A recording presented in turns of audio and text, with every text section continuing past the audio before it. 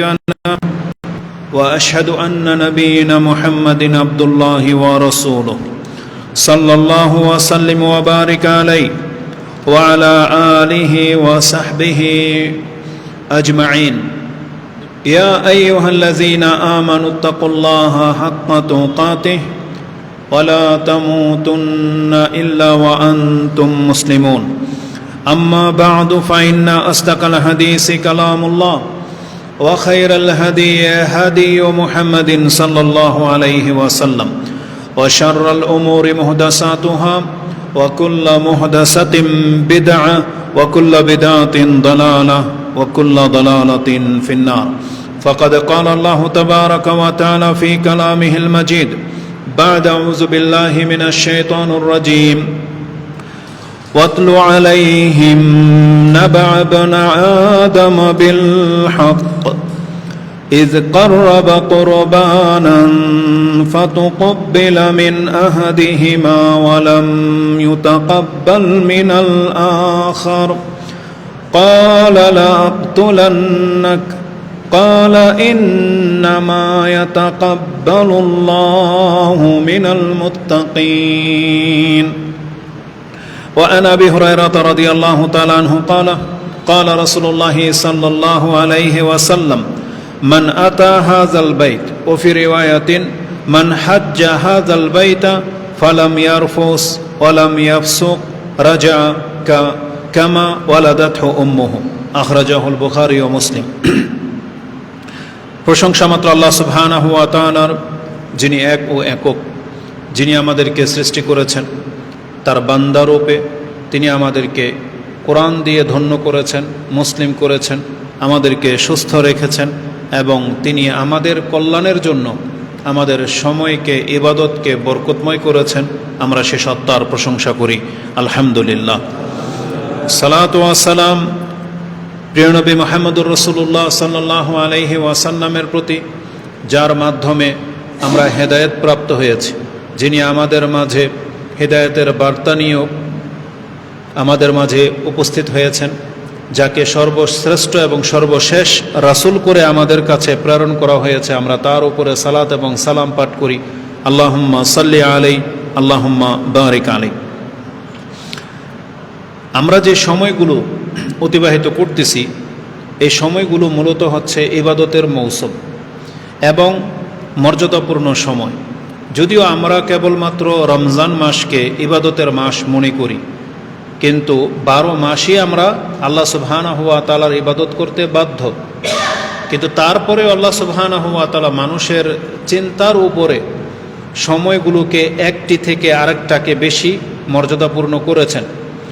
তাই আল্লাহ সুবহানাহু ওয়া তাআলা সময়ের মাঝে রমজান মাসকে যেমন প্রাধান্য দিয়েছেন, তেমনি অন্য অন্য মাসগুলোর মাঝে কিছু মাসকে একটু ব্যতিক্রমভাবে সম্মানিত করেছেন। যেই সময়গুলোতে আমরা এখন অতিবাহিত করতেছি, এই মাসগুলোর 2টি মর্যাদা রয়েছে। যদিও গত পর্বে আমরা এই বিষয় নিয়ে আলোচনা করেছি, যারা নেইটা আমাদের বক্তব্য শোনে তারা বুঝতে পারবে। কারণ গত খুতবাটা হারাম মাস, সম্মানিত মাস এবং হজের মাস সম্পর্কে আলোচনা হয়েছিল। যেহেতু এটা মসজিদ ভিন্ন, তো এখানে কিছুটা ইঙ্গিত উল্লেখ করার প্রয়োজন বোধ করতেছি। চলমান যে মাসটি সেটা হচ্ছে জুলকাদা, তারপরের মাস হচ্ছে জুলহিজ্জা। এই জুলকাদা এবং জুলহিজ এবং মুহররম, এই যে পরপর যে মাসগুলো রয়েছে, এগুলোর একটা বড় বৈশিষ্ট্য রয়েছে। তার মাঝে এই জুলকাদা এবং জুলহজ, যেটা আমরা জিলহজ বলি, এর 10 দিন। এই সময়গুলো হচ্ছে মর্যাদার দিক থেকে 2টি। একটি মর্যাদা হলো এটা হচ্ছে হারাম মাস, আরেকটি মর্যাদা হলো এটা হচ্ছে হজের মাস। আর 2টা শব্দই কোরআনে রয়েছে। কোরআনে আল্লাহ সুবহানাহু ওয়া তাআলা এই মাস সম্পর্কে বলতেছেন, যেমন একটা আয়াত আপনি সূরা আল বাকারা 2 নম্বর সূরার 197 নম্বর আয়াতে পেয়ে যাবেন। তাতে আল্লাহ বলেছেন, আল হাজ্জু আশহুরুম মা'লুমাত, নিশ্চয়ই হজের জন্য জানাশোনা কিছু মাস বা সময় রয়েছে। এই আয়াতের তাফসিরে ইমাম তিরমিজি রাহিমাহুল্লাহ তিনি একটি আসার কোট করেছেন, যেটা আপনি 1512-তে পেয়ে যাবেন। তাতে তিনি উল্লেখ করেছেন, এই আশহুরুল হজ বলতে শাওয়াল, জুলকাদা আর জুলহজ মাসের প্রথম 10 দিনকে বোঝায়। জুলহাজ মাসের প্রথম 10 দিন কেন? যদিও মাসের নাম জুলহাজ, কিন্তু আমরা জানি হজ সর্বশেষ সীমা হচ্ছে 10 তারিখ। 10 তারিখের রাত কেউ যদি আরাফার ময়দানটা ক্রস করতে পারে, জাস্ট আরাফার ময়দানের উপর দিয়ে অতিক্রম করতে পারে, সেটা যদি তার জন্য উচিত 9 তারিখে উপস্থিত হওয়া, কিন্তু তার সময়সীমা হচ্ছে 10 তারিখের রাত। যদি সে সেই রাতের কোনো এক সময় আরাফার ময়দানটা শুধু খালি অতিক্রম করতে পারে, তাহলে সে হজ পেয়ে যাবে আর তার হজ সঠিক বলে গণ্য হবে। কারণ আরাফাতে উপস্থিত হওয়াটা হচ্ছে রুকুন। সময় সাপেক্ষে কেউ যদি সেখানে অবস্থান করতে না পারে, কিন্তু এটাকে অতিক্রম করতে হবে, যেতে হবে অন্তত আরাফার ময়দানে। আর সেটার শেষ সীমা হচ্ছে 10 তারিখের রাত, যেহেতু আরবি মাসের রাত আগে আসে। তো এই 10 দিনকে হারাম মাস বলা হয়েছে এবং হারাম হজের মাস বলা হয়েছে, এবং এই পুরো মাসটি হচ্ছে হারাম মাস। আল্লাহ সুবহানাহু ওয়া তাআলা বলেছেন আল হাজ্জু আশহুরুম মালুমাত।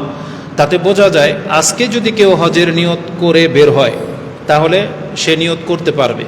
গত মাসে শাওয়াল মাসে যদি কেউ নিয়ত করে বের হতো তাহলে সেও তার জন্য নিয়ত শুদ্ধ হতো, কিন্তু এর আগে রমজান মাসে যদি কেউ হজের নিয়তে বের হয় তাহলে তার হজ শুদ্ধ হবে না, কারণ তাকে মিকাতে এহরাম বাঁধতে হবে এই মাসগুলোর কোনো একটা তারিখে, হয় শাওয়ালে অথবা জিলকাদ মাসে অথবা জিলহজ মাসের 9 তারিখ পর্যন্ত তার অপশন আছে।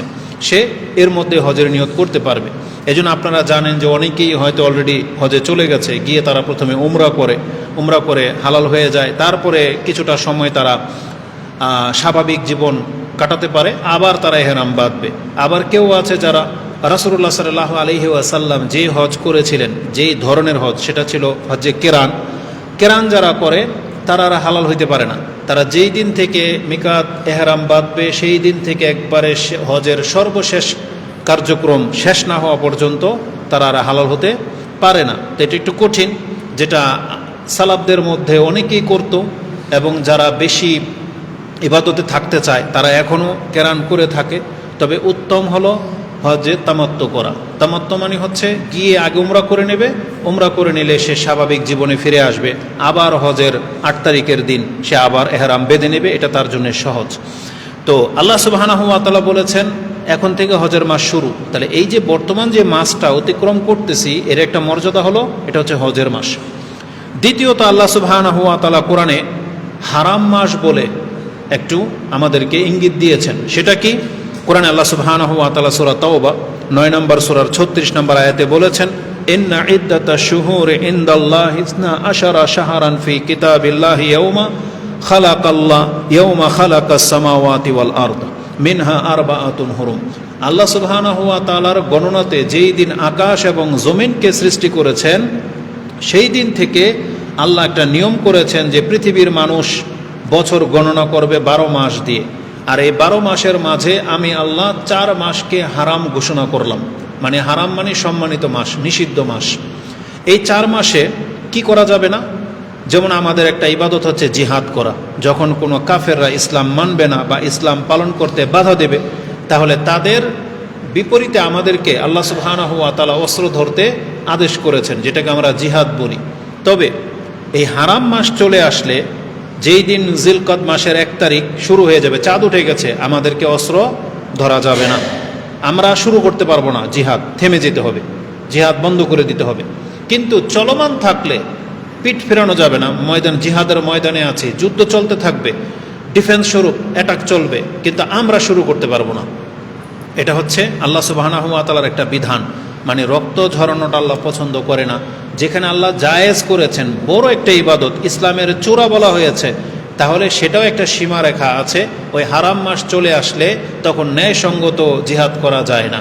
তাহলে যেটা এমনিতে হারাম, যেমন ধরেন এমনি একজন মুসলিমকে যদি হত্যা করে, একজন মুসলিম যদি কোনো সাধারণ মানুষকে হত্যা করে, রক্ত ঝরায়, তাহলে এটা সর্বাবস্থাতে হারাম। আর হারাম মাসে সেটা আরও বড় হারাম। তার মানে যেটা জায়েজ কাজ সেটাই হারাম, আর যেটা হারাম সেটা তো আরও অনেক বেশি বড় হারাম। তো আমাদেরকে অধিকাংশ মানুষরা যারা ধর্মচর্চা করেন না, তারা এগুলোর খোঁজ খবর রাখেন না। তারা শুধু রমজান মাসটাকেই চেনেন, তারা জুলকাদ, জিলহাজ, মুহররম বা রজব এই মাসের কি মর্যাদা গুরুত্ব আছে যেটা অধিকাংশ মানুষ খবরও রাখে না। আর যারা পাপ করে তারা তো আল্লাহ সুবহানাহু ওয়া তাআলার কাছ থেকে মুখ ফিরিয়ে নিয়েছে, তারা নিজেকে আল্লাহর বান্দা বলে পরিচয় দেয় না। তারা দুনিয়াতে বেঁচে থাকার জন্য যা করা লাগে তা করতেছে, হালাল হারাম মানে না। তো তাদের জন্য আর হারাম মাস কি আর হালাল মাস কি, তাদের জন্য সবটাই সমান। কিন্তু যারা আল্লাহর বন্দিগিতে লিপ্ত আছেন, আপনাকে ধর্ম সম্পর্কে জানতে হবে, যেটাকে আল্লাহ যতটা মর্যাদা দিয়েছে আপনাকে ওই জিনিসটাকে ততটা মূল্যায়ন করতে হবে। এটাও সুবহানাল্লাহ, দেখেন সময়ের সাথে সাথে খুতবাগুলো দেওয়া হয়। তার আগের খুতবায় আমরা পেশ করেছি মূল্যবান বিষয়গুলোকে মূল্যায়ন করা, যেটা আজকে অধিকাংশ মুসলিম ভুলে গেছেন। মূল্যবান বিষয়গুলোকে মূল্যায়ন করা সেটা কি? যেমন অধিকাংশ মানুষ জানে না যে তার কাছে সব থেকে মূল্যবান জিনিসটা কি। অধিকাংশ মুসলিমরা বলতে পারবে না। একজন ব্যক্তি মানুষের জীবনের সবচেয়ে মূল্যবান বিষয় হচ্ছে তার ঈমান, যেটা আল্লাহর পক্ষ থেকে সে পেয়েছে। কিন্তু অধিকাংশ মুসলিমরা ঈমানকে মূল্যায়ন করে না। সে ঈমান ছেড়ে দিবে প্রয়োজনে টাকার কাছে বিক্রি হয়ে যায়, মানে ইসলাম থেকে মুখ ফিরিয়ে নিবে টাকার জন্য। হালাল হারাম সে ভেদভাব করে না, হারাম জেনে শুনে হারাম কাজে লিপ্ত। তাতে কি বলতেছে, টাকা আসলে হলো। যেমন যারা সুদ খায়, জেনে শুনে সুদ খাচ্ছে, যারা সুদি ব্যাংকে জব করে বা সুদি কাজ কারবারে, যারা মদের বিজনেস করে, যারা সিগারেট বিড়ি তামাক জর্দা এগুলোর বিজনেস করে, সব জেনে শুনে করতেছে। তা তার মানে এখানে তার ঈমান তার কাছে মূল্যায়ন পায়নি, টাকার কাছে হেরে গেছে। তো সবচেয়ে মূল্যবান হচ্ছে আমাদের ঈমান, ঈমানটাকে মূল্যায়ন করতে হবে। তারপরে আমাদের কাছে মূল্যবান হচ্ছে আমাদের স্বাস্থ্য, আমাদের কাছে মূল্যবান হচ্ছে অবসর সময়, যে আপনি ফ্রি বসে আছেন, কোনো পেরেশানি নেই, ঘরে অভাব নাই, এমনিতেই ঘর সংসার চলার মতো ইনকাম হচ্ছে, আপনাকে সারা দিন মাঠে মেহনত করতে হয় না। তাহলে এই যে অবসর সময়টা, এটা আল্লাহর পক্ষ থেকে একটা অনুগ্রহ, এটাকে মূল্যায়ন করুন। কিভাবে মূল্যায়ন করবেন? এই সময়টাকে অযথা গেমস খেলে নষ্ট করবেন না। এই সময়টা আপনি কোরআন পড়েন, 2 রাকাত সালাত পড়েন, একটু জিকির করেন, এটা হচ্ছে মূল্যায়ন করা। স্বাস্থ্য ভালো আছে, এখন চাইলে আপনি 2 রাকাত নামাজ পড়তে পারেন, তাহলে পড়ে নেন, উজু করে পড়ে নেন। যেদিন মাথা ব্যথা থাকবে, যেই দিন কোমর ব্যথা, বা যেই দিন আপনি দাঁড়াইতে পারবেন না, অসুস্থ জ্বর, সেদিন আপনি নামাজটা পড়তে পারেন না। তাহলে এই জন্য সুস্থতাটাকে মূল্যায়ন করতে বলা হয়েছে। এবং একজন ব্যক্তির দেহে যতক্ষণ প্রাণ থাকবে, সে যদি মুসলিম হয়, তাহলে তার এই মুসলিম দেহটা অনেক মূল্যবান। আপনি কি জানেন আমাদের দেহটাকে ওজন করা হবে কিয়ামতের মাঠে? যেমন আমাদের আমলনামা ওজন করা হবে, দেহটা ওজন করা হবে। কেন? কারণ এই দেহ দিয়ে আমরা আল্লাহর ইবাদত করেছি, এটা অনেক মূল্যবান। এই সম্পর্কে একটা হাদিসও আছে। আব্দুল ইবনে মাসউদ রাদিয়াল্লাহু তাআলা আনহু, তিনি যখন মেসওয়াক যেটাতে মেসওয়াক করে, মেসওয়াক পাড়ার জন্য যখন গাছে ঝুলতেছে, তিনি এতটা হালকা পাতলা ছিলেন যে গাছের ডগায় সে ঝুলতে পারতেন। তো নিচে থেকে অন্যান্য সাহাবীরা তার পায়ের গোছা দেখে হাসতেছিল। এতটা চিকন তার নলি, মনে হচ্ছে যে আমাদের দেশের ফার্মের মুরগি যেরকম, বা এই যে আমরা ছোটো খাটো প্রাণীগুলো যেমন খাসি বকরি, পাটা কোনো সরু হয় না। তো তিনি মানুষ হওয়া সত্ত্বেও তার শরীরটা এতটা হালকা পাতলা ছিল। তো সাহাবায়ে কেরামরা সেটা দেখে হাসছিলেন। তখন রাসূলুল্লাহ সাল্লাল্লাহু আলাইহি সাল্লাম বলেছিলেন, তোমরা আজকে তার পা দেখে হাসো, কিয়ামতের মাঠে তার এই দেহটা মিজানের পাল্লায় সব থেকে বেশি ভারী হবে। তার মানে বোঝা যায় যে আমাদের দেহটাকে আল্লাহ সুবহানাহু ওয়া তাআলা মাপবেন, কারণ এটা মুসলিম দেহ। মুসলিম দেহের আলাদা একটা বৈশিষ্ট্য আছে। যেমন মুসলিমরা যদি গাছ লাগায়, এটা সাদাকার নেকি, কিন্তু একটা কাফের যদি বাগান করে নেয়, কোনো নেকি নেই তার, কারণ কাফের মানে গাছে কোনো বরকত নাই। কিন্তু মুসলিম যদি গাছ লাগায়, এই গাছের ফল পড়ে যাক, চুরি হয়ে যাক, পাখিতে খাক, যেই খাক, আপনার নামায় আমল নামার মধ্যে নেকি পড়তেই থাকবে। যেমন আমাদেরকে বলা হয়েছে আমরা সংসারে যে খরচগুলো করি তাতে নেকি আমাদেরকে দেওয়া হয়। আপনি নিজের টাকায় নিজে যদি কিছু কিনে খান, এটাও সাদাকার নেকি, নিয়ত থাকতে হবে, তাহলে আপনি নেকি পাবেন। এটা হচ্ছে মুসলিমের বৈশিষ্ট্য। তো মূল্যবান জিনিসগুলোকে মূল্যায়ন করা। আমাদের কাছে মূল্যবান জিনিস হচ্ছে এই মসজিদ। আল্লাহর ঘরগুলোকে আল্লাহ সম্মানিত করে নাই? আল্লাহ বলেন এটা বাইতুল্লাহ, এটা আল্লাহর ঘর। তার মানে আমাদের কাছে পৃথিবীর সব জায়গা থেকে বেশি মূল্যবান হচ্ছে এই মসজিদগুলো, আল্লাহর ঘর। এই জন্য আমাদেরকে এটা পরিষ্কার রাখতে হবে, মূল্যায়ন করতে হবে। এটার সাথে বেয়াদবি করা যাবে না। এখানে আসলে মানে হইচই, শোরগোল, রাজনীতির পেঁচাল, ব্যবসা বাণিজ্য এগুলো প্রাধান্য পাবে না। এখানে শুধুমাত্র আল্লাহর ইবাদতের কথা চলবে, আল্লাহর জিকির চলবে, সালাত চলবে, কোরআন তেলাওয়াত চলবে। মসজিদে আসবেই মানুষ ইবাদতের জন্য, এটাই হচ্ছে। যদিও অনেক জামাতি টাইপের বক্তা যারা আছে, তারা অনেক সময় বলে যে রাসূলুল্লাহ সাল্লাল্লাহু আলাইহি ওয়াসাল্লামের মসজিদটাই পার্লামেন্ট ছিল। কথা তো সত্য, রাসূল সাল্লাম বিচার আচার মসজিদে বসে করতেন। তাই বলে ওই বিচার আচারটাও ছিল আল্লাহ সুবহানাহু ওয়া তাআলার নির্দেশ ক্রমে। ওটা তো ইসলামিক আইন, এটা তো শরিয়া। ওটা ওই যে জমি, কার জমি কতটুকু ফসল হইল, ওইটার হিসাব তো মসজিদে বসে কষা হইতো না। আমি ব্যবসায় কত লাভ করলাম না করলাম, এটা কি মসজিদে বসে ডিসকাস করা হইতো? চামড়ার টাকা কি কত পেলো না পেলো, এটা ডিসকাস করা হইতো না। বিচার আচার এটাও ইসলামিক একটা আইন, তাহলে সেটা মসজিদে হইতে পারে। মানে আল্লাহর ইবাদতের সাথে রিলেটেড যা কিছু আছে সেটা মসজিদে হইতে পারে, কিন্তু ইবাদতের সাথে সম্পর্ক নাই সেই বৈঠক, সেই কথাবার্তা, সেই লেনদেন মসজিদে চলবে না। যদি সব জায়েজ হইতো, তার মানে রাসূলুল্লাহ সাল্লাল্লাহু আলাইহি সাল্লাম এটা কেন বলছেন যে কেউ যদি কোনো কিছু হারিয়ে গেলে মসজিদে এসে খোঁজে, তাহলে তোমরা তার জন্য বদদোয়া করো? কেন নিষেধ করলেন? কেন বললেন যে যেই ব্যক্তি মসজিদে এসে কোনো কিছু বিক্রি করে তার বিক্রিতে কোনো বরকত হবে না? রাসূল সাল্লাল্লাহু আলাইহি ওয়াসাল্লাম বদদোয়া করতে বলছেন, তোমরা বরকত না হওয়ার দোয়া করো। কেন নিষেধ করলেন? তার মানে বোঝা যাচ্ছে যে মসজিদকে ইবাদতের সাথে খাস রাখাটাই হচ্ছে বেশি কল্যাণকর। এটাকে মূল্যায়ন করতে হবে আমাদের মুরব্বীদেরকে, যেটা অধিকাংশ যুবকরা আজকে করে না। যাদের চুল দাড়ি সাদা হয়ে গেছে, এরকম কোনো মুরব্বী যদি আপনার সামনে পড়ে যায়, সে মূর্খ হইতে পারে, নিরক্ষর হইতে পারে, অভাবী হইতে পারে, কিন্তু তার সাথে আদবের সাথে কথা বলতে হবে, কারণ তিনি হচ্ছেন আমাদের বয়োজ্যেষ্ঠ। আর রাসূল কি বলেছেন? মান লাম ইউআক্কির কাবীরানা, যেই ব্যক্তি আমাদের বড়দেরকে শ্রদ্ধা করে না বা তার সম্মানকে খেয়াল রেখে কথা বলে না, ওয়ালাম ইয়ারহাম সাগীরানা, আর ছোটদেরকে স্নেহ বা মায়া করে না, ফালাইসা মিন্না, তারা আমাদের অন্তর্ভুক্ত না। খুব কঠিন কথা বলেছেন, কিন্তু আজকে আমরা যুবকরা মুরব্বীদেরকে সম্মান করতে শিখি নাই। একটা সময় আগে ছিল তাদেরকে দেখলে চেয়ার ছেড়ে দেওয়া হইতো, বাসের সিট ছেড়ে দিয়ে তাদেরকে বসতে দেওয়া হইতো, কিন্তু এখন টোল করে, এখন নিজের ব্যক্তিত্বটাকে অনেক বেশি প্রাধান্য দেওয়া হয়। একটা মুরব্বীর বোঝা নিয়ে হেঁটে যাবে, কোনো একটা সময় ছিল কেউ না কেউ তার ব্যাগটাকে ধরতো, কিন্তু এখন কেউ ধরে না, এটা উচিত না। এই জন্য অবশ্যই মুরব্বীদেরকে সম্মান করতে হবে। আর যদি হয় সে পিতামাতা, রক্তের সম্পর্ক, যদি হয় চাচা মামা, যদি হয় খালা ফুফু, তাহলে অবশ্যই তাদেরকে সম্মান করতে হবে। এটা অনেক বড় একটা ব্যাপার, যেটা আজকে অধিকাংশ মুসলিমরা খুব নেগেটিভভাবে নিয়েছেন। যার সাথে জায়গা বা কোনো একটা দ্বন্দ্ব দেখা দিছে, আপনি চিরশত্রু হয়ে গেছেন, অথচ সে আপনার চাচা, সে আপনার জ্যাঠা, অথচ সে আপনার ভাতিজা, সে আপনার খালা ফুফু।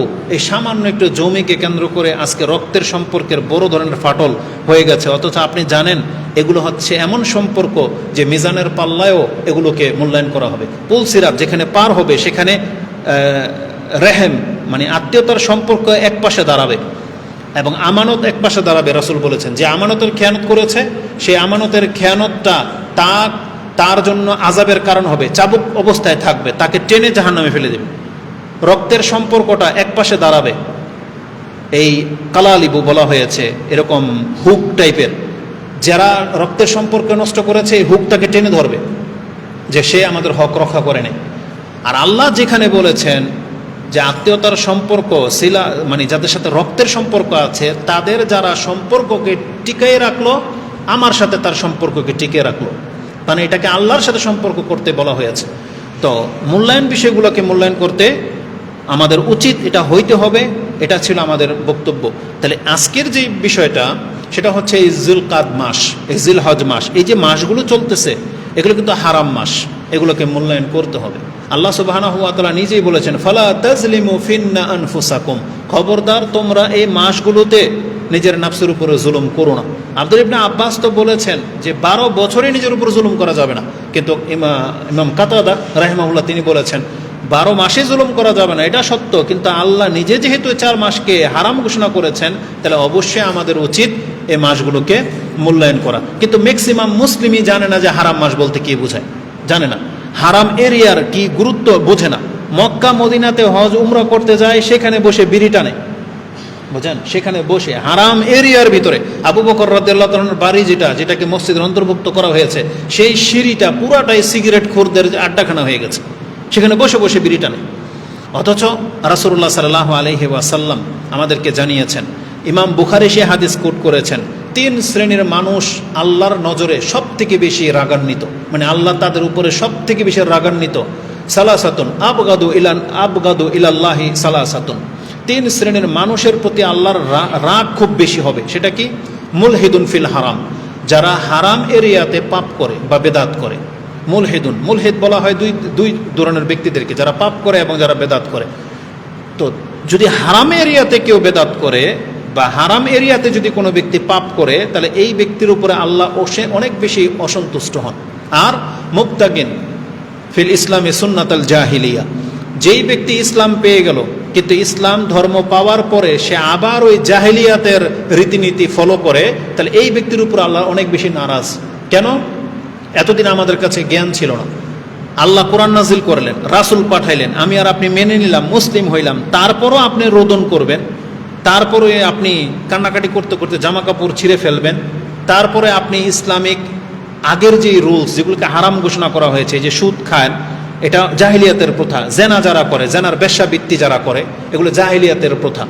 রাসূল কি বলেছেন? যে বিদায় হজের ভাষণ দিন বলেছিলেন যে আল ইয়ৌম মিন আমরিল জাহিলিয়া কুল্লু আমরিল জাহিলিয়া তাহতা কাদামাইয়া মাওদুন, আজকে আমি আমার পায়ের নিচে রেখে দিলাম। তার মানে এই মুসলিম কোনোদিন জাহিলিয়াতের রীতিনীতিগুলো আবার সমাজে নিয়ে আসতে পারে না। তার মানে যেগুলো জাহিলিয়াতের যুগে হারাম ছিল সেগুলো আবার নতুন করে এই মুসলিমরা নিজেদের জীবনে ফিরিয়ে নিয়ে আসতেছে। বিয়ে শাদিতে দেখেন কি করা হয়, তারপরে যে কোনো কিছুতে অনুষ্ঠানগুলোতে ওই গান বাজনা, নাচ গান, মদ, নেশা, এগুলোর সাথে এগুলো সব জাহিলিয়াতের প্রথা। অথচ আল্লাহ সুবহানাহু ওয়া তাআলা আমাদেরকে ইসলাম দিয়ে ধন্য করেছিলেন। রাসূলুল্লাহ সাল্লাল্লাহু আলাইহি সাল্লাম যখন মদিনাতে আসছেন, দেখলেন যে 2 দিন তারা খেলতামশা করে, বলছে মা হাযানে ইয়াউমানে, এই 2টা দিন কি তোমরা যে আনন্দ উৎসব করো? তখন তারা বলেছিল যে যাকা ইয়াউমানে নালআবু ফিল জাহিলিয়া, এই 2টা দিন তো আমরা জাহিলিয়াতের যুগ থেকে খেলতামশা করে আনন্দ উৎসব করে কাটাতাম। তখন রাসূলুল্লাহ সাল্লাল্লাহু আলাইহি সাল্লাম বলেছেন ইন্নাল্লাহা কাদ আবদালাকুমা খায়রুম মিনহুমা ইয়াউমুল ফিতর ও ইয়াউমুল আযহা, আল্লাহ তোমাদেরকে এই 2টা উৎসবের দিনের চাইতেও অনেক উত্তম 2টা দিন আল্লাহ তোমাদেরকে দান করেছেন। সেটা হলো ইয়াউমুল ফিতর, একটা হচ্ছে রোজার ঈদের পরে যেটা আমরা রোজার ঈদ বলি, আর একটা হচ্ছে কুরবানির ঈদ। এই 2টা দিন আল্লাহর পক্ষ থেকে আমাদেরকে আনন্দ করার জন্য অনুমতি দিয়েছেন। আর সেই আনন্দটা কি? 2 রাকাত সালাত। রাসূল বলেছেন হাজা ঈদুনা আহলাল ইসলাম, এটাই হচ্ছে মুসলিমদের ঈদ। এই 2 রাকাত নামাজকে ঈদ বলা হয়েছে। ঈদ মানে খেলতামশা করা না, ঈদ মানে ওই যে নাচ গান এগুলো করা না, এগুলো তো জাহিলিয়াতের যুগের লোকেরা করতো। কিন্তু মুসলিমের ঈদ হচ্ছে তারা 2 রাকাত সম্মিলিত 2 রাকাত জামাতের সাথে সালাত আদায় করবে, এটা হচ্ছে ঈদ। ইমাম বুখারী রাহিমাহুল্লাহ বলেছেন যাদের ঈদের নামাজ জামাত ছুটে যাবে তার উচিত নিজে নিজে একা একাই 2 রাকাত নামাজ পড়ে নেওয়া, কারণ সেই ঈদ থেকে মাহরুম কেন হবে? বলছে যেহেতু রাসূল বলেছেন হাজা ঈদুনা আহলুল ইসলাম, এটাই হচ্ছে ইসলামের ঈদ। তাহলে এগুলোকে মাথায় রাখবেন। সব সময় আনন্দ, খেলতামশা, গান বাজনা এগুলোকে আনন্দ বলে না, বরং এগুলো আল্লাহর নাফরমানিতে লিপ্ত হচ্ছে। তা আমাদেরকে কি করতে হবে? এই হারাম মাসগুলোর খেয়াল রাখতে হবে। আল্লাহ বলেছেন ইন্না ইদ্দাতা শুহুরি ইনদাল্লাহি 12 শাহরান ফি কিতাবিল্লাহ ইয়াউমা খালাকাস সামাওয়াতি ওয়াল আরদা মিনহা আরবাআতুন হুরুম, এই 4টা মাস হচ্ছে হারাম মাস। যে মাসগুলোর নাম রাসূলুল্লাহ সাল্লাল্লাহু আলাইহি সাল্লাম বলেছেন সেটা হচ্ছে যুলকাদা, জিলহিজ্জা, মুহররম ও রজব। এই 4টা মাস হচ্ছে হারাম মাস, সেগুলোকে মূল্যায়ন করার চেষ্টা করবেন। আর সেটা কি? যেমন এই যে আমরা তো জিহাদ এমনি ছেড়ে দিয়েছি, উপরন্ত আমাদেরকে এই মাসগুলোতে হত্যা করা, ঝগড়া ফাসাদ করা, গালি দেওয়া, পাপ করা, এগুলো থেকে বিরত থাকতে হবে। যত দূর সম্ভব জিকিরে, আল্লাহ সুবহানাহু ওয়া তাআলা জিকির করা, ইবাদতে কাটানো উচিত। ঝগড়াকে পরিহার করতে হবে। যেটা আমাদের এক দল মক্কাতে পৌঁছে গেছে, তারা আল্লাহর জিকিরে লিপ্ত, তারা অনেক রকমের ইবাদতে লিপ্ত। আমি আর আপনি কেন মাহরুম থাকবো? এই জন্য আমাদেরকে এই সময়গুলোতে জিকির করে আল্লাহ সুবহানাহু ওয়া তাআলার নেকির রাস্তা বেশি অর্জন করা উচিত। তাহলে এই ছিল 4টা মাস সম্পর্কে। দ্বিতীয় বিষয় যেটা উল্লেখ করব সেটা হচ্ছে এটা হচ্ছে হজের মাস। আর আমরা জানি যে অনেকে হজে চলে গেছেন, আর যারা হয়তো সামর্থ্যবান যাননি, আপনি ভুল করেছেন, যাওয়া উচিত। এবং যাদের কাছে জ্ঞান পৌঁছেনি, আপনাকে জ্ঞান অর্জন করা উচিত। কারণ হজ হলো ইসলামের একটা রুকুন। 5টা যে পিলার হয় ইসলামেরকে, পুরো ইসলামটাকে 5টা পিলারের উপর দাঁড় করে দেওয়া হয়েছে। যদিও হাজারো ইবাদত আছে, কিন্তু আল্লাহর কাছে সব থেকে মূল্যবান ইবাদত হচ্ছে আরকানগুলো, রুকুন। তার মধ্যে যেমন এই যে আপনি সাক্ষী দিচ্ছেন আল্লাহ ছাড়া সত্য কোনো ইলাহ নাই, মুহাম্মদ সাল্লাল্লাহু আলাইহি ওয়াসাল্লাম আল্লাহর রাসূল, তাহলে আপনি একটা রুকুনকে প্রতিষ্ঠিত করলেন। এখন বাকি 4টা আপনাকে প্রতিষ্ঠিত করতে হবে। তার মধ্যে মূল হচ্ছে সালাত, নামাজ। এটার পরে বাকিগুলা শুরু হবে। যেমন প্রথম হচ্ছে তাওহীদের ডাক, আপনি আল্লাহকে মেনে নেন, রাসূল সাল্লাল্লাহু আলাইহি ওয়াসাল্লামকে রাসূল হিসেবে মেনে নেন, তাহলে আপনি প্রথমটা, এটা ঠিক হলে নামাজ ঠিক হবে, নাহলে নামাজ পড়লেও কাজ হবে না। একটা হিন্দু যদি নামাজ পড়ে কাজ হবে?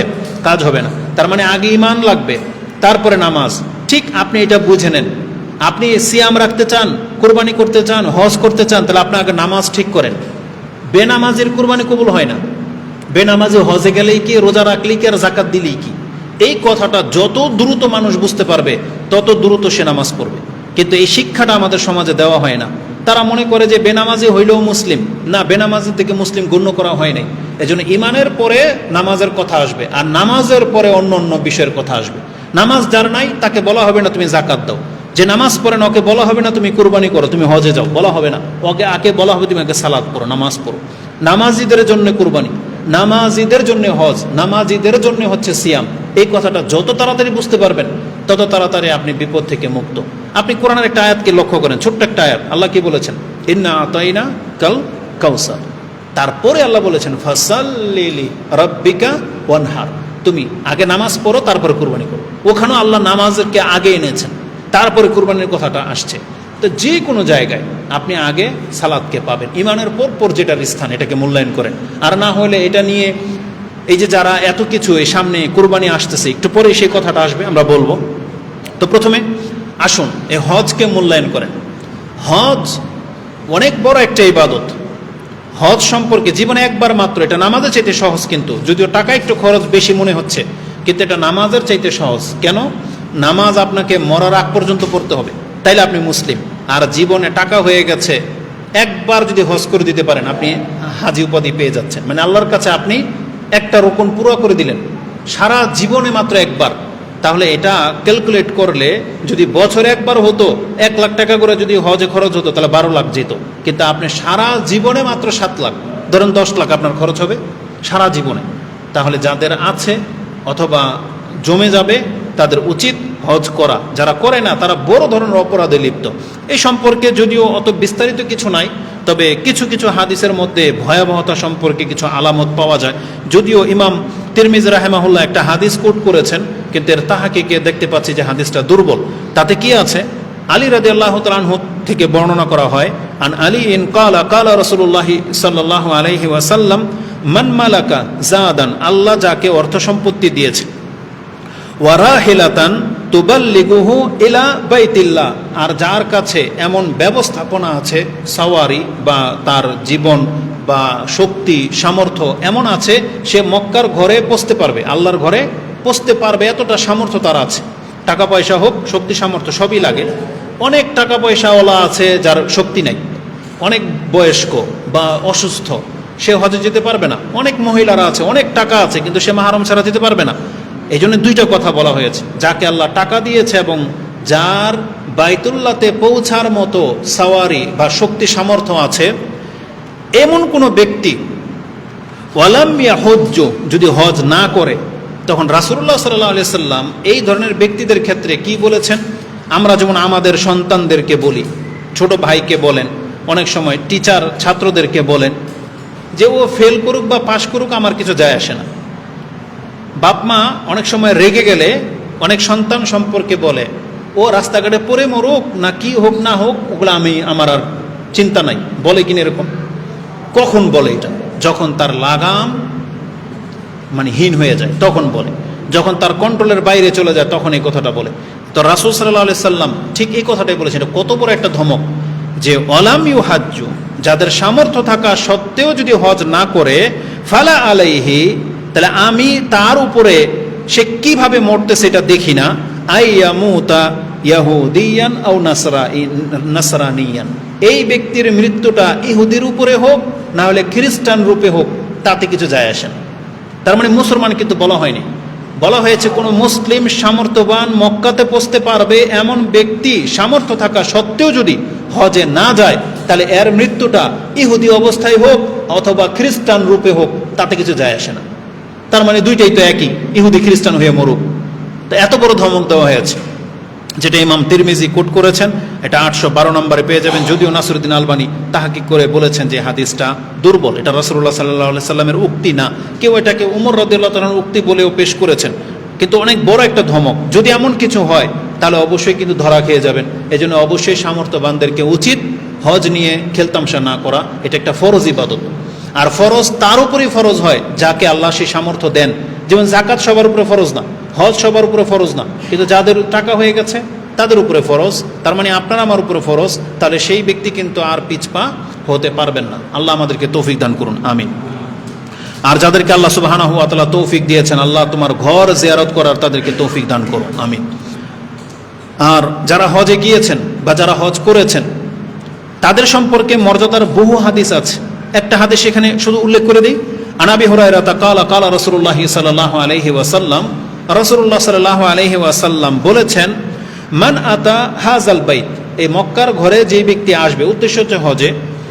ওফি রিওয়ায়াতিন মান হাজ্জা হাযাল বাইত, যেই ব্যক্তি এই ঘরের হজে আসবে, ফালাম ইয়ারফুস ওয়ালাম ইয়াফসুক, সে এসে এখানে কোনো ফাহেসা এবং কোনো পাপের কাজ করলো না। তার মানে পাপবিহীন, অপরাধবিহীন সে হজ যদি করে ফেলতে পারে, তাহলে সে যখন দেশে ফিরে আসবে তার মর্যাদাটা কি? রাজা কামা ওয়ালাদাতহু উম্মুহু, তার মানে মায়ের পেট থেকে যখন একটা বাচ্চা ভূমিষ্ঠ হয়, ওর যেমন কোনো পাপ থাকে না, তাহলে একজন হজকারী যদি কোনো রকমের ত্রুটি ছাড়া কারোর সাথে মূর্খামি করলো না, কোনো পাপ করলো না, এই অবস্থায় যদি করে ফেলতে পারে আর দেশে ফিরে আসবে সে নিষ্পাপ অবস্থায়, এতটা বড় মর্যাদা একজন হাজিকে আল্লাহ সুবহানাহু ওয়া তাআলা দিয়েছেন, যেটা আপনি বুখারী এবং মুসলিমের হাদিসে পেয়ে যাবেন। কাজেই যাদের সামর্থ্য আছে তাদেরকে হজে যাওয়া উচিত। তৃতীয় বিষয় যেটা কিছুদিন পরেই আসবে, সেটা হচ্ছে জিলহজ মাসের প্রথম 10 দিন।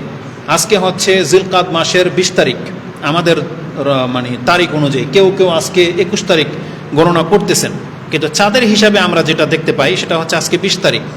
সৌদি আরবে আজকে 21 তারিখ, কিন্তু বাংলাদেশেও দেখা যাচ্ছে আজকে 21 তারিখ অনেক গণনা করেছেন। তো আর কিছুদিন পর, মানে 10 দিন পরে জিলহজ মাস শুরু। আগে আরেকটা খুতবা পাবেন আপনারা, ওই খুতবাতে হয়তো আলোচনা হবে যে হজের প্রথম 10 দিনের মূল্যায়নটা কি, ওই সম্পর্কে ওই সপ্তাহে আপনারা শুনতে পাবেন। এই জন্য আজকে আর আমি অগ্রিম বলতেছি না, হয়তো ভুলে যাবেন। আগামী সপ্তাহে আপনারা এই সম্পর্কে জানবেন যে এমন 10টা দিন, এই 10 দিন যে কোনো ইবাদত আপনি করেন না কেন, যেই নেকি পাবেন সেটা আজকে করলে পাবেন না। আজকে করলে যেই নেকিটা আল্লাহ দেবে, ওই হজের 10 দিনে ওই নেকিটা আপনাকে আল্লাহ অনেক গুণ বেশি দেবে। তো এটা অনেক বড় একটা ব্যাপার, আল্লাহর কাছে অনেক বেশি পছন্দনীয় সেই 10 দিন। সেই 10 দিন সম্পর্কে আগামী খুতবায় আপনারা জানতে পারবেন ইনশাআল্লাহ। সর্বশেষ বিষয় যেটা আমরা উল্লেখ করব, যেহেতু দ্রুত বললাম অল্প অল্প করে, সেটা হচ্ছে কুরবানি সংক্রান্ত বিষয়। কুরবানি সংক্রান্ত বিষয় নিয়ে কথা বলার মতো অনেকগুলো দিক আছে, সেগুলো আপনারা সামনে 3টা খুতবায় পাবেন।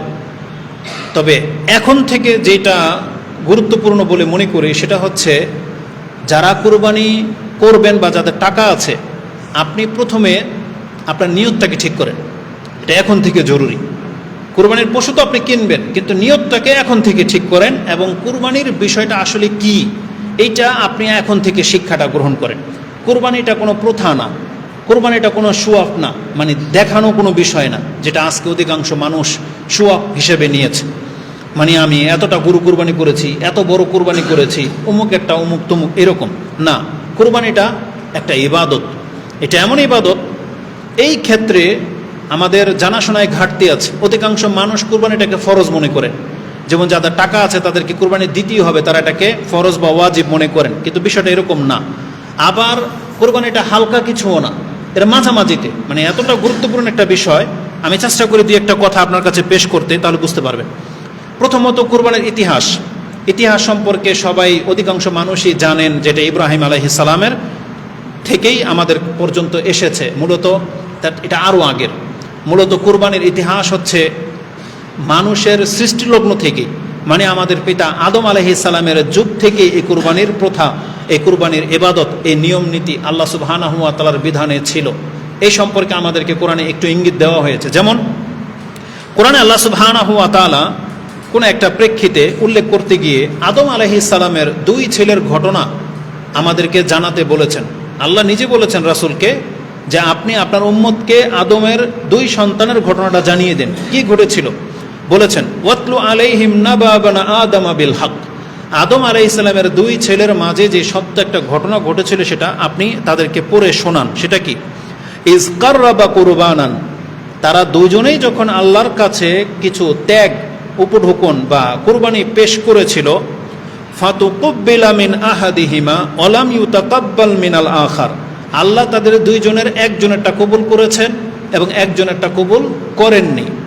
তারপরে শেষে বলা হয়েছে, একজন ভাই আরেকজনকে বলেছে কাল আলা আব্দুল্লান্নাক, এটা একটা ঘটনার প্রেক্ষিতে। তারপরের টুকরাটা কালা ইন্নামা ইয়াতাকাব্বালুল্লাহু মিনাল মুত্তাকিন। এই আয়াত থেকে আমাদের দুইটা টুকরা নিয়ে আলোচনা হবে। প্রথম টুকরাটা হচ্ছে কুরবানি সংক্রান্ত বিষয়, যেহেতু এখানে ইজকাররাবা কুরবানান, তার মানে কুরবানি করার প্রচলনটা এটা ইব্রাহিম আলাইহিস সালাম থেকে না, বরং অনেক আগে থেকে। তাদের ধরন হয়তো ভিন্ন ভিন্ন ছিল। যেমন আমাদেরটা হচ্ছে পশু দিয়ে কুরবানি করতে হয়, আল্লাহ যদি ভিন্নভাবে বলতো আমরা ভিন্নভাবে করতাম। কিন্তু আদম আলাইহিস সালামের ছেলেদের কুরবানিটা কেমন ছিল, যার যেটা সামর্থ্য সে সেটা পেশ করত। তো আমরা তাফসীর পরে যেটা জানলাম যে হাবিল পশুপালন করত, এই জন্য সে একটা পশু আল্লাহর কাছে পেশ করেছে, আর কাবিল চাষাবাদ করত, কৃষি কাজে নিয়োজিত ছিল, সে কিছু শস্য আল্লাহর জন্য কুরবানি করেছে। এটা মূল ম্যাটার না, এটা তাদের সময়কালের ইবাদত ছিল। কেননা কারণ আমাদের সময়কালের ইবাদত হচ্ছে পশু দিয়ে কুরবানি করা।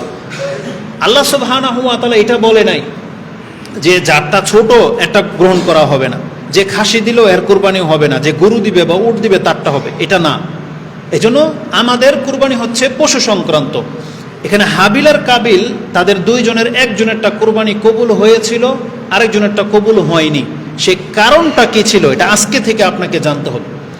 যতজন মানুষ আমাদের বক্তব্য নেটে শুনে এবং আপনারা যারা আছেন যারা কুরবানি করবেন, আপনাকে আজকে থেকে এটা খুঁজতে হবে, গিয়ে পড়তে হবে। যেন আমি ডিটেলস বলবো না, আজকে গিয়ে আপনি কোরআন নেবেন, সূরা মায়দা 5 নম্বর সূরার 25 থেকে নিয়ে পড়বেন। এখানে তাফসীরে অনেক কথা পাবেন। আপনাকে জানতে হবে যে দুইজনেই কুরবানি করেছিল, দুইজনেই মুসলিম, দুইজনেই আদম আলাইহিস সালামের সন্তান, কিন্তু কি এমন কারণ ছিল যে আল্লাহ একজনেরটা কুরবানি কবুল করেছেন আরেকজনেরটা করেননি? কেন? এই কারণটা আপনাকে জানতে হবে। সেই কারণটা যদি আপনার আমার মাঝে থাকে তাহলে আপনি এটা বাদ দেন, বাদ দিয়ে কুরবানি করেন, তাহলে কবুল হবে না, কবুল হবে না। কারণ আল্লাহ সুবহানাহু ওয়া তাআলার নীতি কি? যেই কাজ, যেই অপরাধ ফেরাউন করেছিল, যেই অপরাধ ইবলিস করেছিল, যদি আদম কোনো সন্তানও সেই কাজ করে তাহলে আল্লাহ কিন্তু একই গণ্য করবে। যেমন আল্লাহ কি বলেছেন, শয়তানকে যারা অনুসরণ করবে তাকেও আল্লাহ শয়তান বলেছে। শয়তান সেজদা করতে অস্বীকার করেছে, কাফের হয়েছে। কেউ যদি নামাজকে অস্বীকার করে, বা এই যে যারা নামাজ পড়তেছে না তারা কিন্তু শয়তানের চেলা হিসেবে গণ্য হবে। এটা কোনো বাড়াবাড়ি নেই, বিনা বাড়াবাড়িতে বলতেছি। এই জন্য বিষয়টাকে আপনি রিয়েলাইজ করার চেষ্টা করেন। যে অপরাধ ফেরাউন করেছিল এটা যদি আপনার আমার বংশের কেউ করে, একই অপরাধ। নবীর সন্তান করলেও একই অপরাধ। যদি এটা না হতো তাহলে আদম আলাইহিস সালামের দুই ছেলে তো মুসলিম ছিল, তাহলে একটাকে আল্লাহ সুবহানাহু ওয়া তাআলা কঠিন শাস্তি কেন দেবেন? নূহ আলাইহিস সালামের ছেলেকে কাফের ঘোষণা করা কেন হলো, যদি হচ্ছে রাসূলের সন্তান? তার মানে বোঝা যাচ্ছে যদি চরিত্র যদি মিলে যায় তাহলে আল্লাহ সেটাই কাউন্ট করবে। তাহলে আমাদের কুরবানিতেও যদি কাবিলের মতো কোনো কারণ থেকে থাকে তাহলে কিন্তু আল্লাহ কুরবানি কবুল করবে না। এজন্য আপনাকে জানতে হবে যে কারণটা কি। যে কারণটার কারণে হাবিলেরটা কুরবানি কবুল হয়েছিল আর কাবিলেরটা হয়নি, সেটা আপনি আজকে থেকে জানবেন। তবে এখানে আল্লাহ সুবহানাহু ওয়া তাআলা একটু ইঙ্গিত দিয়ে দিয়েছেন আল্লাহ কাদেরটা কবুল করে। আল্লাহ বলেছেন ক্বালা ইন্নামা ইয়াতাকাব্বালুল্লাহু মিনাল মুত্তাকিন। আল্লাহ মূলত মুত্তাকির ইবাদত কবুল করেন। তার মানে আল্লাহকে যারা ভয় পায়, আল্লাহর সন্তুষ্টিকে খেয়াল রেখে যারা কাজ করে, তাদের আল্লাহ সুবহানাহু ওয়া তাআলা কবুল করবেন। তারা আল্লাহকে যদি ভয় পান, আপনাকে জানতে হবে যে আল্লাহ কোন জিনিস কবুল করে না। যেমন রাসূল বলেছেন ইন্নাল্লাহা তাইয়্যিবুন লা ইয়াকবালু ইল্লা তাইয়্যিব। আল্লাহ হচ্ছেন পবিত্র, আর আল্লাহ পবিত্র ছাড়া কোনো কিছু গ্রহণ করেন না। একজন সালাফ তিনি তার ছেলেকে বলতেছেন, তুমি যদি তোমার কোনো গণ্যমান্য পরিচিত, ধরো তোমার বন্ধু মহল বা অনেক উচ্চ লেভেলের কেউ যাকে তুমি সম্মান করো, যদি কোনো গিফট দিতে চাও তাহলে কি গিফট দিবা? তখন বলছে তার উপযোগী এবং সবচেয়ে আমার সাধ্যের সবচেয়ে উঁচুটা দেব এবং ওই মানের সবচেয়ে ভালোটা দিব। তখন তিনি বলেছিলেন তাহলে মানুষ এমন কেন, নিজের যার সাথে তার স্বার্থ আছে, বস, তার অনেক বড় ডোনার বা অনেক বড় খায়ের খা, তার সাথে যদি সে আচরণ করে তাহলে মানুষ আল্লাহর সাথে নাইনসাফি করে কিভাবে? আপনি আল্লাহকে সন্তুষ্ট করার জন্য কুরবানি করবেন, যা ইচ্ছা তাই, আপনি এটা নিয়ে যা খুশি তা করবেন, গোশত নিয়ে আপনি ইসলামের রুল মানবেন না, তাহলে আল্লাহ সুবহানাহু ওয়া তাআলা কিন্তু আপনার মুখাপেক্ষী না। ইন্নাল্লাহা গানিয়ুন আনকুম, আল্লাহ তোমাদের থেকে মুখাপেক্ষীহীন। মানে আল্লাহ আমাদের কোনো প্রয়োজন পড়ে না। আল্লাহ তো বলেছেন লা ইয়ানালাল্লাহু লুহুমুহা ওয়ালা দিমাউহা, আল্লাহর কাছে তোমার গোশত রক্ত কিছুই পৌঁছবে না, তবে কি পৌঁছবে? আর তাকওয়া, তোমাদের তাকওয়াটা পৌঁছবে। এই কথাটা এখানে বলা হয়েছে। এই জন্য যারা কুরবানি করবেন আগে অন্তরটাকে ঠিক করেন যে আমি আগে যা হয়ে গেছে হয়ে গেছে, এখন আমি আল্লাহর সন্তুষ্টির জন্য কুরবানি করতে চাই। তাহলে কুরবানি বিষয়ক আলোচনার মধ্যে আমি এটাকে বেশি প্রাধান্য দিচ্ছি। আপনি এই বিষয়টাকে একটু ভালো করে গুরুত্বের সাথে নেবেন। কেননা কারণ কুরবানি সম্পর্কে অধিকাংশ মানুষ বাড়াবাড়িতে লিপ্ত। তাদের বাড়াবাড়িগুলো কি? যেমন আমাদের সমাজের যেগুলো আমরা দেখতে পাই সেটা হচ্ছে প্রতিযোগিতামূলক কুরবানি করা। এটা উচিত না। প্রতিযোগিতামূলক আপনি কোরবানি করতে যেন না, আপনি আপনার সামর্থ্যের উপরে থাকেন এবং সামর্থ্যের মধ্যে ভালোটা দেখেন, কে কি করলো, কে কি আনলো। যেমন অনেক সময় বাচ্চাদের কথায় বাপমার মন খারাপ হয়ে যায়।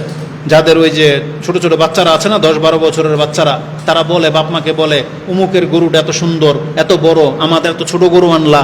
তখন বলে যে আমাদের বাচ্চারা এগুলো বলবে বা মন খারাপ করবে, এই জন্য ঋণ করে হলেও সুদে টাকা হইলেও বড় গরু কিনবে না। এগুলো চলবে না। ইবাদতের সাথে আবেগ চলে না। আপনার স্ত্রী বলবে শ্বশুর বাড়ি আছে, মেয়ের জামাইয়ের বাড়িতে কি পাঠাবেন, এই জন্য বড় গরু লাগবে না, এটা ইসলাম বলে না। ইসলাম আপনাকে ইবাদতের নীতিতে নিতে হবে। এজন্য এই সমস্ত কথাই চলবে না। প্রতিযোগিতাতে আপনি যেতে পারবেন না। আপনি একটা কিনেছেন, পাশের বাড়ির গরুটা একটু ছোট, তার অবস্থা দেখে আপনি হাসাহাসি করতে পারেন না, কারণ আল্লাহ আপনাকে কোটিপতি বানিয়েছে। তার আছে মাত্র 1 লাখ, সে যতটুকু পেরেছে কোরবানি এনেছে, তার কোরবানি নিয়ে কোনো হাসি ঠাট্টা তামাশা চলবে না। এগুলো থেকে বাড়াবাড়ি থেকে দূরে থাকেন। তৃতীয় যেটা করে আমাদের সমাজে, যে গত বছর কুরবানি করেছি, এই বছর যদি না করি তাহলে মানুষ কি বলবে বা পাপ হবে, এটা অনেকে মনে করে। না, এটা মনে করার কিছু নাই। আপনার গত বছরের সামর্থ্য ছিল, আপনি কুরবানি করেছেন, এই বছর নাই, কুরবানি করার দরকার নাই। আপনাকে ঋণ করে সুদের টাকা এনে কুরবানি করতে বলা হবে না। এটাকে মাথায় রাখেন। অন্যের ঋণ আপনার কাছে আছে, আপনি তার টাকা দিচ্ছেন না, আপনি কুরবানি করবেন না, এটা মোটেও কাম্য না। আপনি তার ঋণ পরিশোধ করেন। এই বিষয়গুলোকে মাথায় রাখেন। দ্বিতীয়ত হচ্ছে, অনেকে মনে করে যে এই বছর আমার টাকা আসছে, যদি কুরবানি করি, আগামী বছর যদি টাকা না থাকে তখন তো আবার কোত্থেকে টাকা পাবো। না, 1 বছর কুরবানি করলে পরবর্তী বছর থেকে কুরবানি করতেই হবে। এই যে কথাগুলো আমাদের সমাজে প্রচলিত, এগুলো সব বানোয়াট কথা, এগুলোর কোনো ভিত্তি নাই। কুরবানিটা কি এটা আপনাকে জানতে হবে। তো এই সমস্ত বাড়াবাড়ি থেকে বেঁচে থাকেন। অনেকে আবার কি করে জানেন, এই কুরবানির দিন আমরা লক্ষ্য করে দেখেছি, যখন অনেকেই কুরবানি করে কিন্তু তাদেরকে কেউ গোশত দেয় না, হয়তো অল্প দেয় বা দেয়ই না, তখন এরকম অনেক গরিবরা আমরা দেখেছি, তারা 10, 15, 20 জন বন্ধু বান্ধব মিলে একটা গরু কিনে এসে কুরবানি করে। ওটা কুরবানি তো না, মানে জবাহ করে গোশত বন্টন করে তারপরে বাসায় নিয়ে যায়। চারার নেকি কিন্তু পাবেন না। কুরবানি নেকি এভাবে হয় না, শুধু গোশত খাওয়ার জন্য এটা করতেছেন। কি দরকার আছে সমাজের সাথে তাল মিলিয়ে চলা? যার সামর্থ্য আছে সে গোশত খাক না, আপনি না খাবেন, আপনার কি দরকার আছে যে ওই দিন আপনাকে গোশত খেতেই হবে? ইবাদতের সাথে সব তামসা চলবে না। সর্বোচ্চ 7 ভাগ দেওয়া যায়, 7 ভাগকে 8 ভাগ করা যাবে না। আপনি যত কমে পারেন, একা দেন বেটার, 2 জনে দেন, 3 জনে দেন, এইভাবে সর্বোচ্চ 7 ভাগে পুষতে পারেন। কিন্তু এর পরে গেলে আর কোরবানি গণ্য হবে না, ওটা গোশত খাওয়ার গরু হয়ে যাবে। আর গোশতই খেতে হবে কেন? জরুরি না এভাবে তাল মিলিয়ে একসাথে আচরণ করা। আর যদি করতে হয়, অনেক সময় কয়েক ভাই একসাথে আছে, সবার 1 ভাগ কেনার সামর্থ্য নাই, কিন্তু সবাই মিলে কিছু একটা গরু হয়তো 10-12 জনে মিলে একটা আনতে পারবে। আপনার জন্য সহজ অপশন হচ্ছে, আপনি পুরো টাকাটা আপনার বাবাকে দিয়ে দেন। সব ভাই বোন মিলে পুরো 14 গোষ্ঠী আপনার বাবাকে দিয়ে দেন।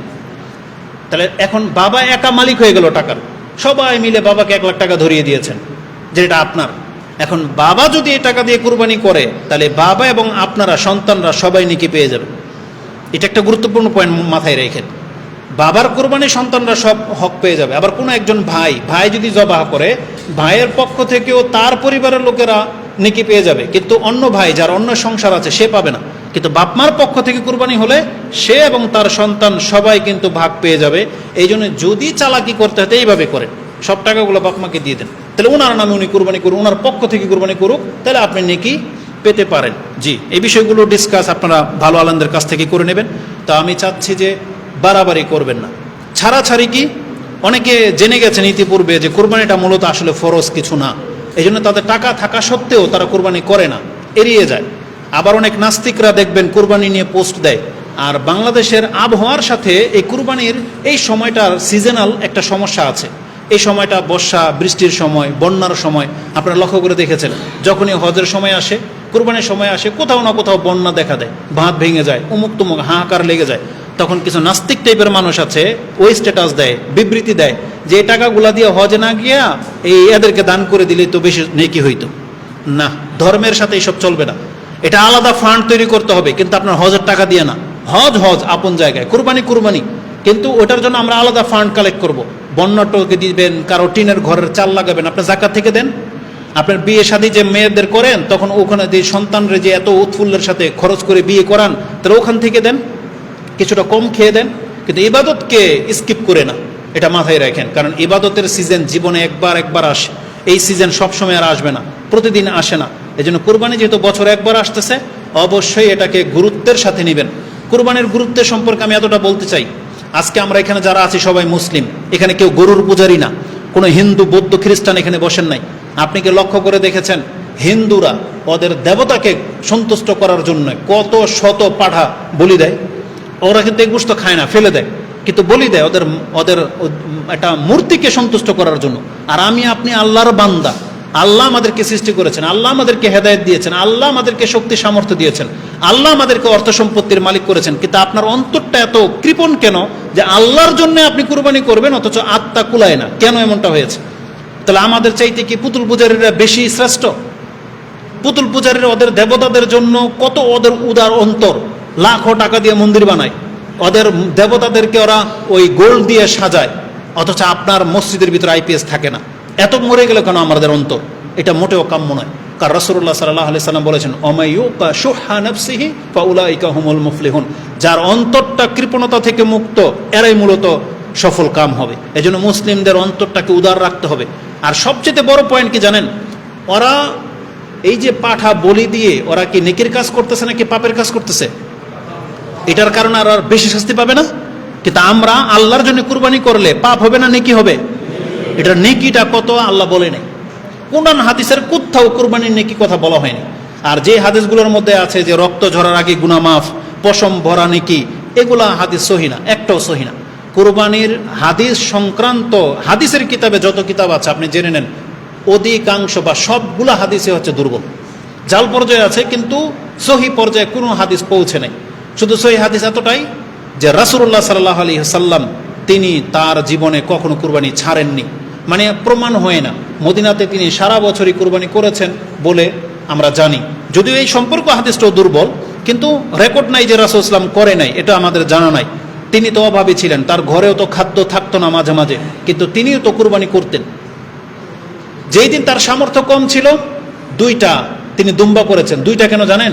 একটা তার নিজের পরিবারের জন্য, আর একটা তার পুরো পৃথিবীর সমস্ত উম্মার জন্য।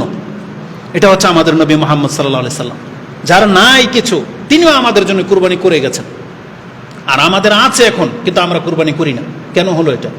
আর রাসূলুল্লাহ সাল্লাল্লাহু আলাইহি ওয়াসাল্লামকে যখন আল্লাহ সামর্থ্যবান করেছেন, ক্ষমতা দিয়েছেন, তার মতন পৃথিবীতে আজ পর্যন্ত কোনো বাদশা এটা করে দেখাইতে পারে নাই। জানেন সেটা কি ছিল? রাসূলুল্লাহ সাল্লাল্লাহু আলাইহি সাল্লাম বিদায় হজের মানে হজের সময় কয়টা উট কুরবানি করেছিল? 100 উট কুরবানি করেছিল একাই। তিনি নিজের হাতে 70টাকে 67টা নিজের হাতে একাই তিনি জবাহ করেছেন, নহর করেছেন, আর বাকিটা আলী রাদিয়াল্লাহু তাআলা করেছেন। আর আপনি নিজের একটা কুরবানি কিনবেন, তাও হুজুর লাগে জবাহ করতে, কেন নিজেরটা নিজে কেন করতে পারেন না? তা আমাদেরকে এই সব বিষয়গুলো জানতে হবে, যেটা ছিল আজকের খুতবার মূল বিষয়। তা আমি গুরুত্বের সাথে বলতেছি, কুরবানিটা ফরজ কিছু না, কিন্তু আবার হালকাও কিছু না, এটা আবার মাথায় রাখেন। এটা জানা থাকলে কি লাভ? জানা থাকলে আপনি নিজের জীবনে বাড়াবাড়ি করবেন না। ঋণ করে হলেও বা টাকা আছে কুরবানি না দিলে আমার অপরাধ হয়ে যাবে না, এমন বিষয় না। আবার এটাকে হালকাও করে দিয়েন না। এই জন্য মাঝামাঝিতে থাইকে আপনি কাজ করেন। যে কুরবানি করবেন সে নেকি পাবেন, যে করবেন না সে নেকি পাবেন না। এটা অত্যন্ত একটা ব্যাপার। এই সম্পর্কে হাদিসে কি আছে? কুরবানি কেন ফরজ না আমরা বললাম, কারণ দলিলগুলো এমনটাই প্রমাণ করে। কুরবানি মূলত কি? কুরবানি হচ্ছে সুন্নতে মুআক্কাদা, এটা অনেক বেশি গুরুত্ব। কিন্তু ইমাম আবু হানিফা রাহিমাহুল্লাহ তার মাযহাব অনুযায়ী এটাকে ওয়াজিব গণ্য করা হয়েছে, যে না দিলে গুনাহগার হবে, সামর্থ্যবানরা বিশেষ করে। আপনি এটা নিতে পারেন, কিন্তু মূলত হচ্ছে এটা সুন্নতে মুআক্কাদা। কারণ রাসূলুল্লাহ সাল্লাল্লাহু আলাইহি সাল্লামের হাদিসের ভাষাগুলো এমন। সেটা কি? উম্মে সালামা রাদিয়াল্লাহু তাআলা আনহা তিনি বলেন, আন্নান নবী সাল্লাল্লাহু আলাইহি ওয়াসাল্লাম ক্বালা ইযা দাখালাল আশরু, যখন জিলহজ মাসের 10 দিন শুরু হয়ে যাবে, মানে চাঁদ উঠে যাবে, ও আরাদা আহাদুকুম আইয়ুদাহি, আর তোমাদের মধ্যে যেই ব্যক্তি কুরবানি করার ইচ্ছা পোষণ করেছ, ফালা ইয়ামসা ফালা ইয়ামাসসা মিন শারিহি ওয়ালা বাশারিহি শাই, তাহলে সে যেন তার চুল থেকে এবং হাড্ডি মানে নখ থেকে কোনো কিছুকে না কাটে। তার মানে ধরেন জিলহজ মাসের চাঁদ উঠে গেছে আর আপনি নিয়ত করেছেন আপনি কুরবানি করবেন, তাহলে এটা আপনার জন্য বিধান। সেটা কি? আপনি চুল, দাড়ি বা কোনো লোম কাটতে পারবেন না, আর এই নখগুলো কাটতে পারবেন না। এটাকে এইভাবে রেখে দেন কতক্ষণ পর্যন্ত? এই কুরবানিটা হয়ে যাওয়া পর্যন্ত। মানে ওই যে এহরাম বেঁধে নিলে হাজিরা যা করে, যেমন এহরাম বেঁধে নিলে সুগন্ধি লাগাইতে পারে না, চুল ছিঁড়তে পারবে না, নখ কাটতে পারবে না, তো তাদের সাথে আমাদের একটু সম্পর্ক করা হয়েছে যে আমরা চুল কাটতে পারবো না আর নখ কাটতে পারবো না, কিন্তু আমরা আতর লাগাইতে পারবো, জামা পরতে পারবো, কিন্তু হাজিরা যেটা পারবে না। তো রাসূল বলেছেন হজের মাস শুরু হয়ে গেল আর আপনি কুরবানি করতে ইচ্ছা করেছেন, তার জন্য এই বিধান। তাহলে যেই জিনিস ফরজ হয় সেখানে কি ইচ্ছার কথা আসবে? নামাজের ক্ষেত্রে কি কথা বলতে পারবেন যে আজান হয়ে যাবে যার ইচ্ছা নামাজে আসুক, এটা বলতে পারবে না। ফরজের ক্ষেত্রে ইচ্ছা শব্দটা আসবে না, এটা যেহেতু ঐচ্ছিক বিষয় মানে নফল অতিরিক্ত বিষয়, যার ইচ্ছা সে কুরবানি করবে, যার সামর্থ্য আছে সে করুক। এই জন্য রাসূল বলেছেন ও আরাদা আইয়ুদাহি, যেই ব্যক্তি কুরবানি করতে ইচ্ছুক, তাহলে বোঝা যাচ্ছে যেটা ঐচ্ছিক বিষয়, এটা হচ্ছে যার যার উপরে আল্লাহ ছেড়ে দিয়েছেন, যার সামর্থ্য আছে সে কুরবানি করবে, যার নাই সে করবে না, এটা তার ব্যক্তিগত ব্যাপার। এই বর্ণনাটা আপনি পেয়ে যাবেন মুসলিমে 5011 নম্বর হাদিস, ইবনে মাজাতে হাদিসটি 3449 রয়েছে, তিরমিজিতে হাদিসটি 1523 নম্বরে রয়েছে, মুসলিমের আরেকটা বর্ণনা 5013 এবং 3150 পেয়ে যাবেন ইবনে মাজাতে। তো কোরবানি করা হচ্ছে ঐচ্ছিক বিষয়। কোরবানি করা ওয়াজিব কিনা এই সম্পর্কে যখন প্রশ্ন করা হয়েছে, যারা বলেছেন যে কোরবানি ফরজ বা ওয়াজিব পর্যায়ে, তাদের একটা দলিল হলো আবু হুরায়রা ক্বালা আন্না রাসূলুল্লাহ সাল্লাল্লাহু আলাইহি ওয়াসাল্লাম ক্বাল মান কানা লাহু সাআতুন, যার সামর্থ্য আছে, ওয়ালাম ইউদাহি, কিন্তু কোরবানি করলো না, ফালা ইয়াকরাবান্না মুসাল্লানা, তারা যেন ঈদগাহে না আসে। তার মানে রাসূলুল্লাহ সাল্লাল্লাহু আলাইহি ওয়াসাল্লাম থেকে একটা হাদিস কোট করা হয়েছে, যদিও অনেকে বলেছেন এটা আবু হুরায়রা রাদিয়াল্লাহু তাআলা আনহুর উক্তি, আবার কেউ বলেছেন এটা হাদিস। নাসরুদ্দিন আলবানী রাহিমাহুল্লাহ এটাকে হাসান বলেছেন, গ্রহণ পর্যায়ে এনেছেন। হাদিসটি ইবনে মাজাতে 3123 নম্বরে রয়েছে আর মুসনাদে আহমদে রয়েছে।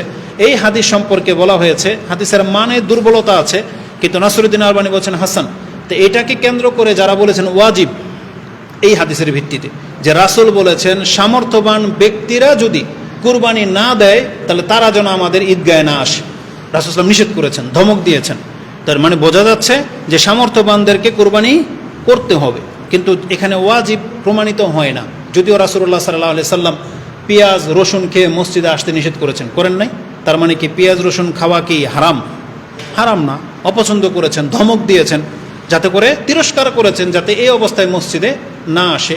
ঠিক আমরা ওইটাই বলবো যে কুরবানি করে নাই, নির্লজ্জের মতো মসজিদের মানে ঈদগাহে চলে আসছে, কিন্তু অথচ সামর্থ্যবান কুরবানি করে না, আমরা তাদেরকে ছোট চোখে দেখি, এইটাই ছিল ঘটনা। কিন্তু এটা ফরজ নফলের কোনো বিষয় না।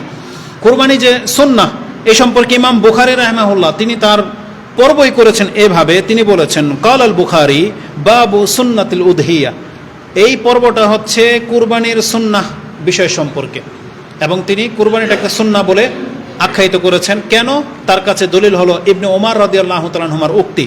কারণ ইবনে ওমর রাদিয়াল্লাহু তাআলা তিনি বলেন, তাকে যখন জিজ্ঞাসা করা হয়েছে তিনি বলেছেন হিয়া সুন্নাতুন মারুফুন, এটা তো সুন্নাহ এবং প্রসিদ্ধ আমল, মানে কুরবানিটা হচ্ছে সুপ্রসিদ্ধ সুন্নাহ আমল। তার মানে তারা এটাকে সুন্নাহ বলে ঘোষণা করেছেন, আর এটাই আমাদের কাছে মূল দলিল, এটা আপনাদের কাছে পেশ করলাম। আর এটা এমন সুন্নাহ যেটা রাসূলুল্লাহ সাল্লাল্লাহু আলাইহি ওয়াসাল্লাম থেকে একবার স্পষ্ট প্রমাণিত, তিনি করেছেন, প্রতি বছরই করেছেন, এটাই আমরা জানি। এবং যাদের সামর্থ্য আছে তাদেরকে এটা ছাড়া মোটেও উচিত না, কারণ আমাদেরকে সব সময় ইহুদি খ্রিস্টানদের খেলাফ কাজ করতে বলা হয়েছে। তাহলে আমরা এখন বর্তমানে আছি পৌত্তলিকদের খেলাফ, যারা পুতুল পূজারী তাদের খেলাফ। এখানে তারা গরুকে মা বলে, কিন্তু আমরা এটাকে আল্লাহ সুবহানাহু ওয়া তাআলার ইবাদতের একটা মাধ্যম মনে করি। এজন্য আমাদের গরু কুরবানি করাটা হচ্ছে আমাদের ইবাদত, আর ওদের হচ্ছে দেবতা। এজন্য ওদের খেলাফ গিয়ে আমাদেরকে এটা করতে হবে। যারা আল্লাহর বান্দা তারা কোনোদিন কুরবানিকে অস্বীকার করতে পারে না, যারা আল্লাহর বান্দা তারা কোনোদিন এখান থেকে পিছপা থাকতে পারে না, জীবনে একবার বছরে একবার করে আসে। এজন্য এটাকে গুরুত্বের সাথে নেবেন। আজকে এতটুকুই বলবো। আর যারা কৃপণতা করবেন এটা তাদের মোটেও কাম্য না, উচিত না। তাদেরকে শুধু একটাই কথা স্মরণ করে দিতে চাই যে মুহাম্মদুর রাসূলুল্লাহ সাল্লাল্লাহু আলাইহি সাল্লাম সম্পর্কে বলা হয়েছে, যে বলেছিলাম যে হাদিসটা দুর্বল, কিন্তু বলে দিই যে কালা আকামা রাসূলুল্লাহ সাল্লাল্লাহু আলাইহি ওয়াসাল্লাম বিল মদিনাতি 10 সিনিন। রাসূলুল্লাহ সাল্লাল্লাহু আলাইহি সাল্লাম মদিনাতে 10 বছর বেঁচে ছিলেন। ইউদাহি কুল্লা সানাতিন, তিনি প্রত্যেক বছরই কুরবানি করেছেন, কোনো বছর ছাড়েনি। তারা এই হাদিসটা ইমাম তিরমিজি কোট করেছেন। ইমাম তিরমিজি রাহিমাহুল্লাহ বলেছেন হাদিসটা হাসান, কিন্তু নাসিরউদ্দিন আলবানী বলেছেন হাদিসটা দুর্বল, মানে এটা প্রমাণিত না। আলা কুল্লি হাল, যেমনটাই আপনি শিক্ষা গ্রহণ করে থাকেন এটাকে প্রাধান্য দিতে হবে। তবে কুরবানির আলোচনার মধ্যে যেটা সব থেকে বেশি প্রাধান্য দিবেন, আপনি তখনই কুরবানি করবেন যদি আপনি নামাজি হয়ে থাকেন। আপনি তখনই কুরবানি করবেন যদি আপনি হালাল টাকায় পশু কিনতে পারেন। আপনি তখনই কুরবানি করবেন যদি একটা হালাল পশু, যেটা হালাল হবে জবাহ করা, এমন একটা পশু কিনতে পারেন। অনেকে আছে যে ঈদের দিন পর্যন্ত গরু খুঁজে পায় না, ওই দাঁতে নাই 6 মাসের বাচ্চা, 1 বছরের বাচ্চা এনে কুরবানি করে দেয়। অথবা এমন বৃদ্ধ গরু যেটাকে ধাক্কা দিয়ে নিতে হয়, এমন গরু গোয়াল ঘর থেকে এনে দিয়ে কুরবানি করে দেন। না, এটা মোটেও কাম্য না। আপনি পশু পান নাই, ওই বছর স্কিপ করেন, কিন্তু যেটা জায়েজ নাই এমন পশু কুরবানি করা আপনার জন্য জায়েজ হবে না। আল্লাহ আমাদেরকে এবং আপনাদেরকে বোঝার তৌফিক দান করুন। আকুলু লিকাউলি হাযা আস্তাগফিরুল্লাহ লি ওয়া লাকুম ওয়া লিসাইরিল মুসলিমিন ফাস্তাগফিরু ইন্নাহু হুয়াল গফুরুর রহিম।